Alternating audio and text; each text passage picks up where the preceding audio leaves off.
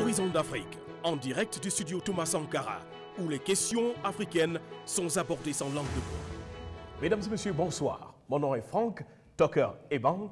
Bienvenue à notre émission Horizon d'Afrique, où nous abordons la question africaine sans langue de bois. En effet, dans cette émission, nous allons discuter de tout ce qui a rapport avec l'Afrique en général, tout ce qui a rapport avec l'homme noir vu de la perception de la diaspora. Et aujourd'hui, donc, j'ai deux invités à mes côtés. Nous allons discuter avec M. François Nyambi, qui est expert comptable basé au Nebraska, aux États-Unis, et également M. Panka Baena, économiste basé également ici au Nebraska. Bonsoir François. Bonsoir M. Franck. Vous allez bien? Très bien, et vous-même? Très bien, merci.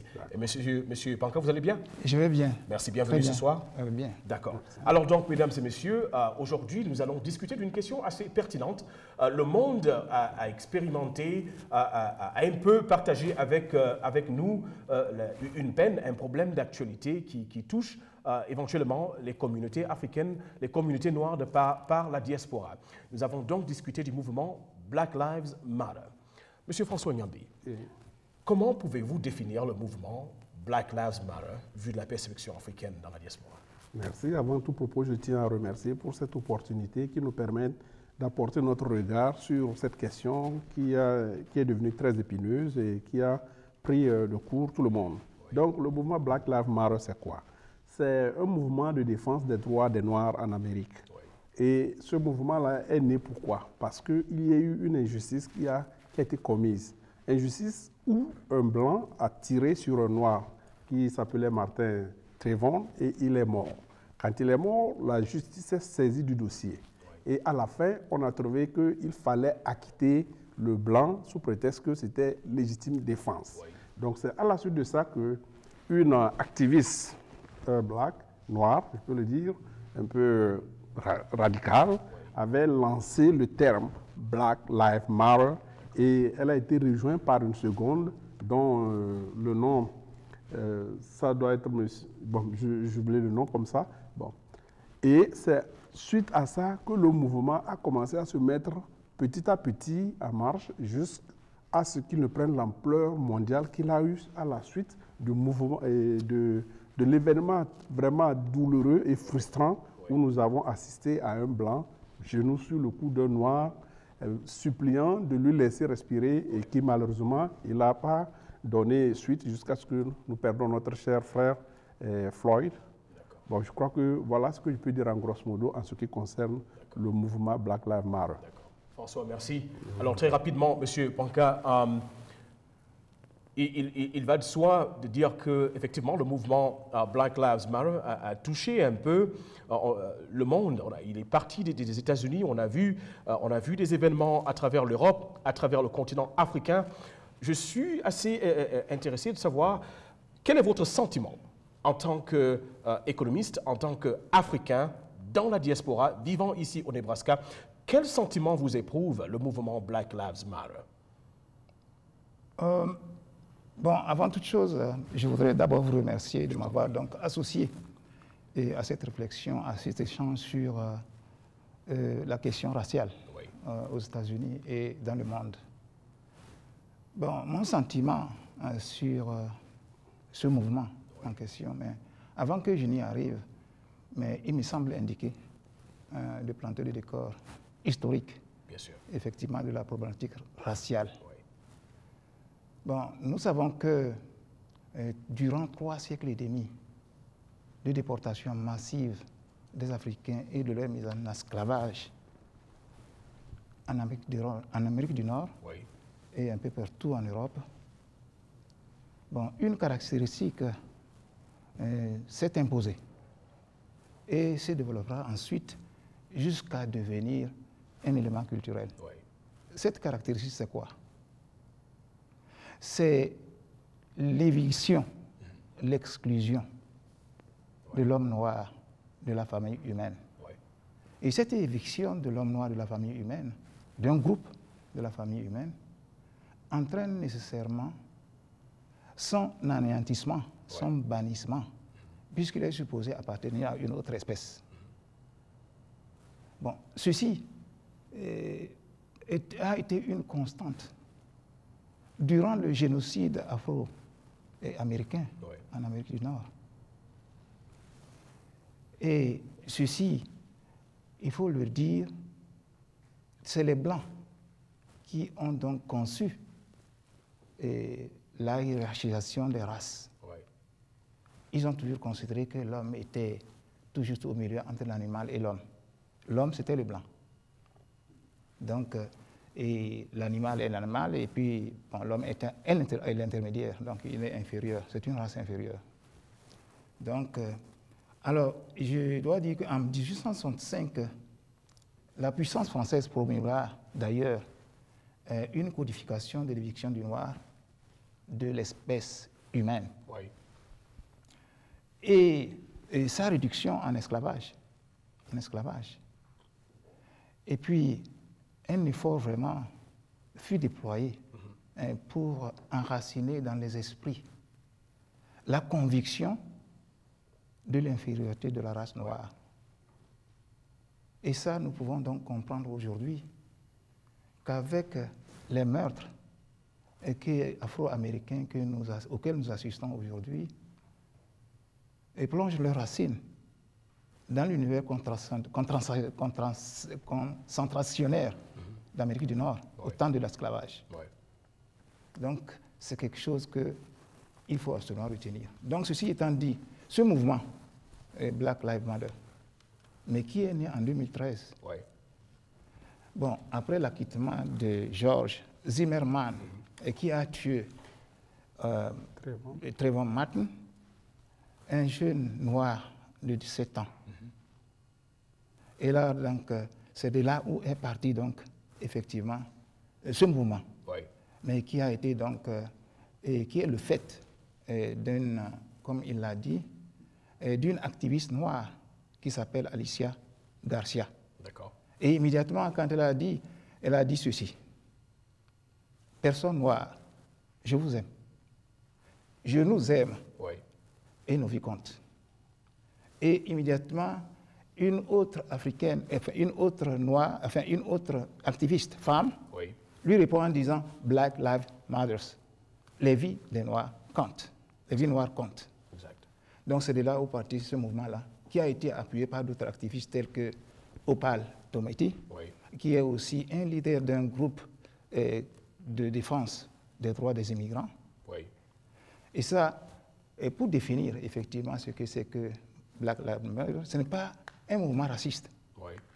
Ce n'est pas un mouvement raciste, c'est un mouvement de défense des droits civiques. Il prône la dignité, la justice et la liberté. C'est tout ce que j'ai à dire par rapport à ça. Monsieur Panka Gabriel, merci encore pour votre intervention à ce sujet. Alors, François, très rapidement, en termes d'impact, d'accord, nous avons observé que le mouvement Black Lives Matter, éventuellement aux États-Unis, a entraîné une suite de législation qui en fait demandée par le public américain.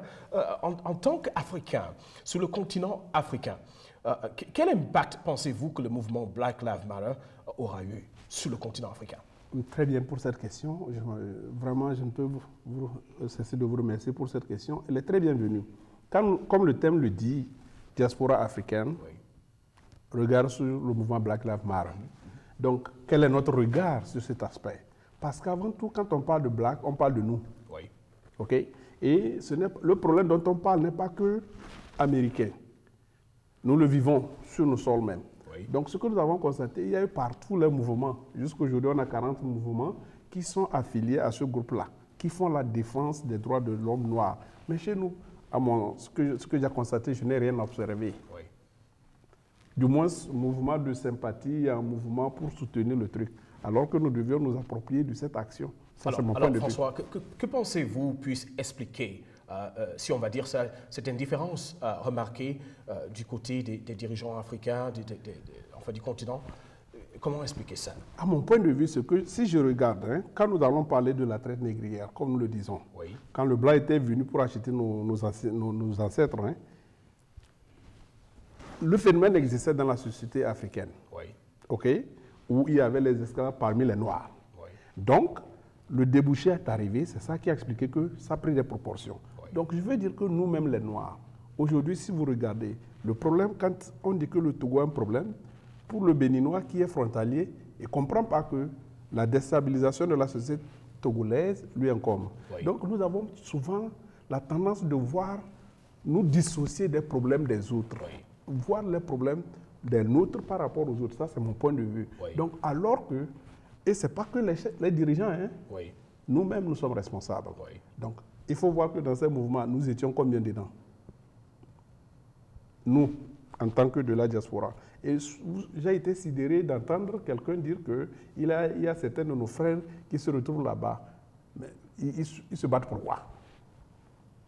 Bonne question. Ils se battent pour quoi? Selon lui, il ne devrait pas avoir un immigrant en train de se battre pour de marcher au moment où on faisait la processation là. Ouais. Donc voilà, nous avons souvent cette tendance de définir nos problèmes autour de nous. D'accord. De ne pas comprendre. Malheureusement. Et c'est ce qui fait que dans nos pays, surtout la particularité plus accentuée avec nous, les colonies françaises, hein, oui. C'est ça. Donc, c'est comme nous avons un socialisme qui n'est que circonstanciel. Oui. Un socialisme circonstanciel. Oui. Alors, très rapidement, merci encore François. Monsieur Panka, votre avis sur la question. Comment expliquer cette indifférence du continent africain, du moins du peuple africain, comme on l'a remarqué, vis-à-vis du mouvement Black Lives Matter? Oui, ici, on peut constater une certaine indifférence. Mais quand on va sur le continent africain, je ne pense pas oui. Qu'il y ait indifférence. Oui. Bon, pour le dire, pour donner l'exemple, l'Union africaine, qui rarement agit sur manifeste, oui. A pris position par rapport à l'assassinat froid oui. De George Floyd. Et certains chefs d'État africains qui ne sont pas en exercice oui. Ont pris aussi position par rapport à cet assassinat. Oui. Et ça, il faut le dire, les Africains, comme tous les autres du monde entier, ont suivi l'exécution froide et tranquille oui. Et calme de George Floyd. Il faut dire que vraiment, l'une des conséquences manifestes pour moi, ce qui s'est passé dans le monde entier, mais c'est fait un sentiment de révolte, oui. Un sentiment de rage, de colère, oui. Et même d'humiliation. Et je pense quand même qu'il y a eu un deuil. Je crois que le monde entier a fait un deuil. Exact. A fait un deuil. Et je crois quand même que c'est un impact assez sérieux. Très bien. Bon, ceci montre que le racisme existe. Oui. Ce n'est pas une idée, oui. Ce n'est pas une abstraction. C'est un fait, c'est une réalité, c'est un système. Oui. Bon, et effectivement, beaucoup de voix se lèvent en Afrique pour dire non. Il est temps, pas seulement les Noirs. Oui. Tous les hommes de toutes les couleurs et de bonne volonté oui. Se liguent pour mettre un terme à cette pandémie, oui. À cette pandémie raciale qui devient, disons, qui prend des aspects oui. Viraux. D'accord, d'accord. Monsieur Panka, merci encore pour cette intervention. Ceci m'amène donc à une question assez importante. Alors donc, le mouvement Black Lives Matter, on va dire que les Africains dans la diaspora, on se reconnaît, on reconnaît que ce qui arrive à nos frères noirs américains ou afro-américains nous touche directement en tant qu'Africains résidant ici aux États-Unis également. Alors la question pour moi, elle est aussi pertinente que de savoir, lorsque nous arrivons et nous cherchons une intégration proprement dite, et on réalise que il reste toutefois un mythe.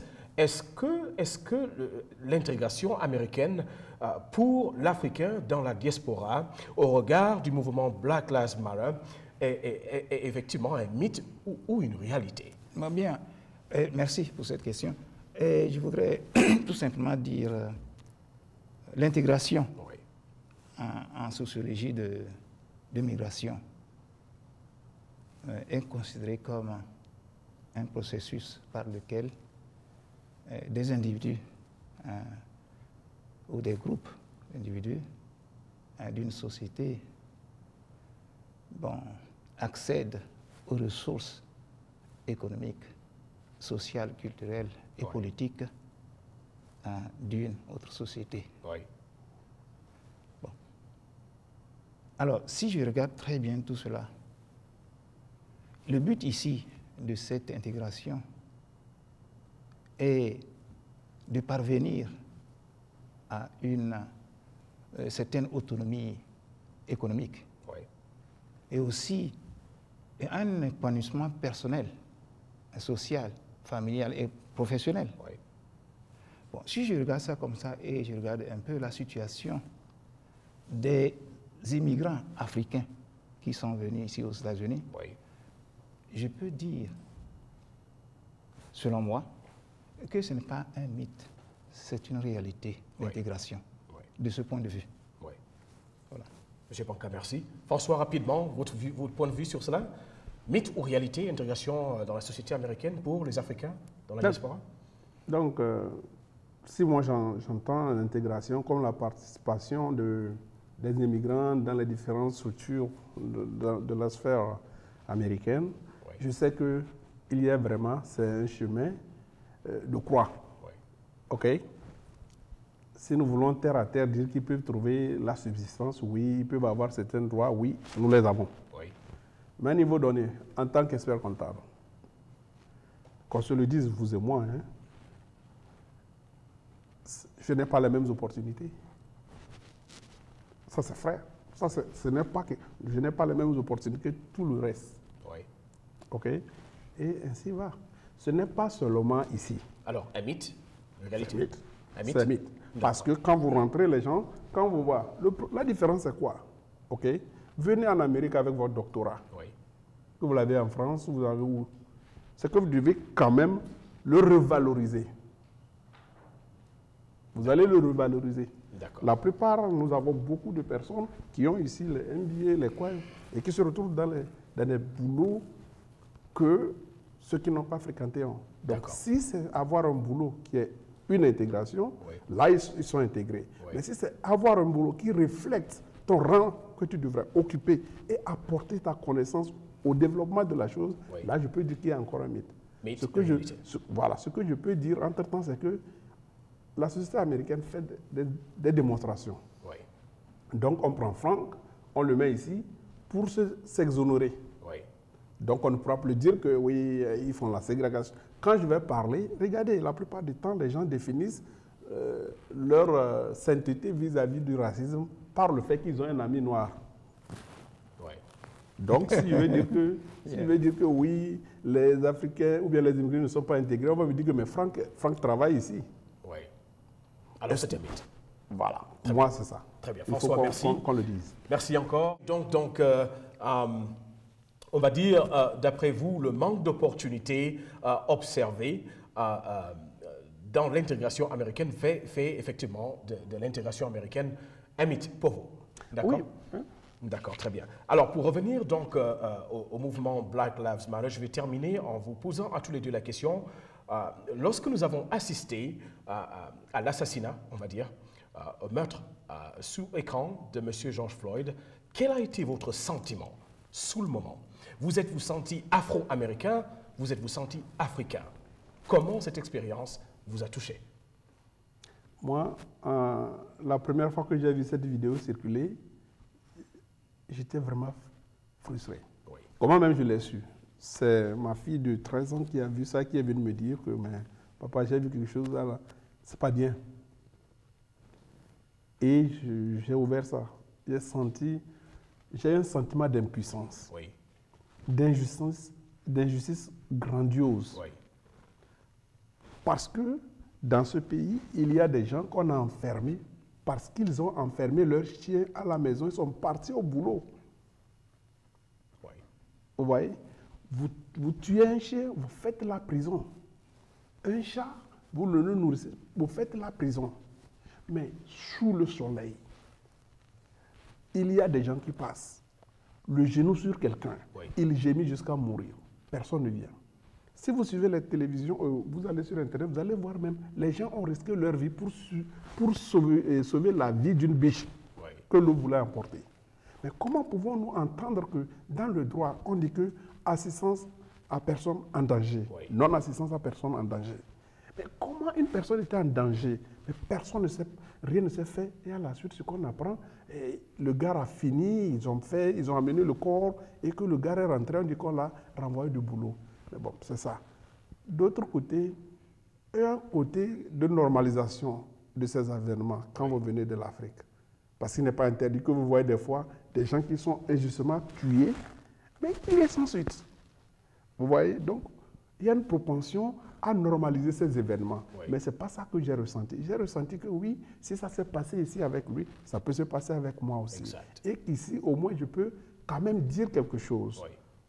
Je peux quand même dire quelque chose. Bon, voilà ce qui fait mon sentiment. Merci François. Un sentiment de Banka, votre sentiment? Bon, comme je l'ai dit tantôt, ça a suscité en moi un sentiment de révolte, de tristesse, vraiment un sentiment d'humiliation, de rage et de colère, je dois le dire. Et puis, en plus de cela, quelques déclarations de Donald Trump, qui est le président des États-Unis et qui est le mien aussi, a fait une déclaration, enfin une de ses déclarations, parce qu'il a fait certaines qui étaient bonnes, mais d'autres complètement mauvaises. C'est ça surtout qui m'a choqué. Et je me suis senti refusé, en tant que noir, l'accès à la sécurité et à la protection qu'offre ce système, le système aux États-Unis ici. C'est en cela que je me suis identifié à George Floyd, étant noir. Parce que la façon dont il a été exécuté, il a très bien décrit d'ailleurs, avec un pied sur le cou de quelqu'un qui se plaint, qui ne peut pas respirer, vous continuez calmement. Mais les autres agents, vos collègues, vous assistent sans frémir, sans démontrer une certaine indignation, et jusqu'à la mort. Voyez-vous? Et je me suis senti vraiment en insécurité. Insécurité, révolté.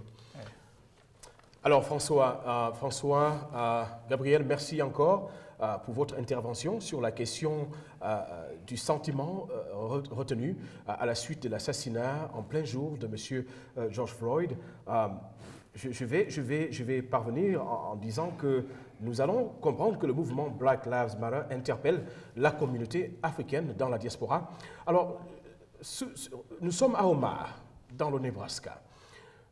Que pensez-vous que la diaspora africaine, que les Africains au Nebraska devraient faire pour, du moins, exprimer à nos frères afro-américains que nous partageons exactement leur peine?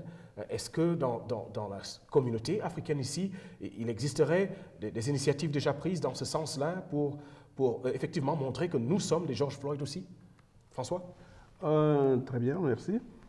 Et bon, alors, à ce que je sache, nous n'avons pas, il n'y a pas un mouvement auquel j'ai appartenu dans le sens, mais je pense que ce que nous faisons, c'est à la suite de cela. C'est pour nous permettre d'avoir une voix où nous allons discuter. Parce que quand nous parlons de diaspora africaine, le regard sur le mouvement Black Lives Matter, nous voulons quand même donner notre compréhension du phénomène et ainsi inciter, même si nous n'avons rien fait, à poser les bases pour que nous ne soyons pas les spectateurs d'un phénomène qui est contre nous, qui est dirigé vers nous et nous amener à sortir de notre aisance, de nos cachettes respectives pour se dire que non, ce cri d'alarme, nous devons nous sentir interpellés et rejoindre le mouvement, ou tout du moins faire d'autres choses. Aujourd'hui, nous sommes sur ce plateau en train de débattre de ces événements, de pourquoi et qu'on sort.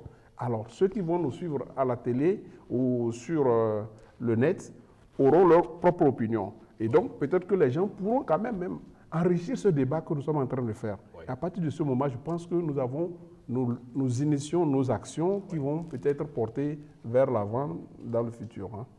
C'est ce que je peux dire. Monsieur Banka, votre intervention, à quoi ressemblerait une intervention, enfin une action de la communauté africaine pour dire nous sommes George Floyd aussi? Et nous devons certainement, en tant que diaspora africaine, nous organiser. Organiser donc notre intervention ou notre coopération donc avec ce mouvement Black Lives Matter et d'autres organisations qui sont éprises de justice et de liberté. Oui. Bon. Mais nous devons absolument, à notre niveau, comme je l'ai dit, mettre en place une organisation communautaire africaine, des immigrants africains. Bon, cette organisation devrait être dotée d'un leadership et constituée de tous les représentants des États africains présents ici aux États-Unis. Et cette organisation devrait travailler en rapport avec le mouvement Black Lives Matter et les autres organisations, mais qui sont dans le même domaine. D'accord. Et donc, c'est de cette façon-là que nous pouvons participer. Mais pour le moment, comme il l'a dit, je ne vois pas une organisation des immigrants africains, mais qui ont ce label et qui peut vraiment intervenir dans ce secteur-là. Donc, nous devons absolument nous affranchir de nos préjugés. Ça, c'est très important aussi, parce qu'il faut reconnaître que les immigrants qui viennent ici, surtout, je parle de la jeunesse, mais qui sont, disons, excusez-moi le terme, ignorants de l'histoire de l'esclavage et de ce qu'ont souffert les Afro-Américains. Ont des préjugés assez tout à fait légers et ils pensent que les Noirs, bon, quand on parle du Noir, on parle des hommes violents, on parle des hommes paresseux, on parle des hommes sans éducation, des hommes de ghetto. Et c'est comme ça qu'ils ont, c'est ce qu'ils ont comme perception de l'Afro-Américain. Ce qui n'est pas exact. Ce qui n'est pas exact. J'ai toujours posé la question, lorsque j'ai à discuter de ce problème avec quelqu'un, je dis, mais toi-même étant africain, celui qui est en face de toi est africain. Mais seulement vous avez évolué dans des sphères différentes. Lui a évolué ici, vous avez évolué en Afrique. Maintenant, toi, tu te dis, non, bon, que ici, il y a beaucoup d'opportunités, il ne veut pas saisir ces opportunités, comme c'est des gens qui ne veulent pas s'éduquer, qui ne veulent pas faire ceci. Bon, donc ces opportunités, ils sont incapables de les saisir. Et vous les saisissez. Mais une seule chose pour un homme, pour un esprit critique, c'est de se poser la question de savoir pourquoi. Pourquoi c'est ainsi? Il est noir, je suis noir. Mais quel est le problème? Donc c'est en ce moment-là que vous allez commencer à chercher et comprendre. Très bien. Alors, François, merci. Gabriel Panka, merci également pour votre intervention ce soir. Mesdames et messieurs, nous avons été à Horizon d'Afrique. Mon nom est Franck Tucker. Et bon, la question du jour, c'était le mouvement Black Lives Matter, vu de la perspective de la communauté africaine vivant aux États-Unis. Une fois de plus, merci encore et à la prochaine. Horizon d'Afrique, en direct du studio Thomas Sankara, où les questions africaines sont abordées sans langue de bois.